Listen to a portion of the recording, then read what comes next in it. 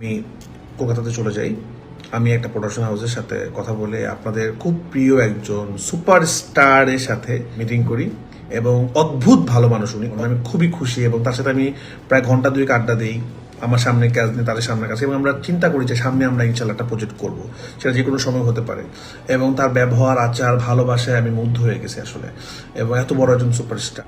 তাহলে রাফির next target হতে চলছে জিৎ। বেশ কিছুদিন ধরেই সিনেপাড়ায় গুঞ্জন শোনা যাচ্ছিল ওপার বাংলার দুই সুপারস্টারের কাছ থেকে কাজের অফার পেয়েছে পরিচালক রায়হান রাফি। মূলত এই কথাগুলো একটি ইন্টারভিউতে বলেছিল রাফি, তবে কারো নাম প্রকাশ করেনি এই পরিচালক।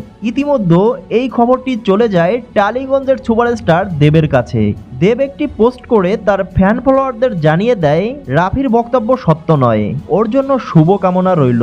এদিকে রাফিকে নিয়ে জিতের কোনো ধরনের মন্তব্য ছিল না। তার মানে বোঝা যায় রাফির নেক্সট সিনেমায় নায়ক হতে চলছে কলকাতার জিৎ। বন্ধুরা, এ বিষয়ে আপনাদের কি মতামত জানিয়ে দিন নিচে কমেন্ট বক্সে।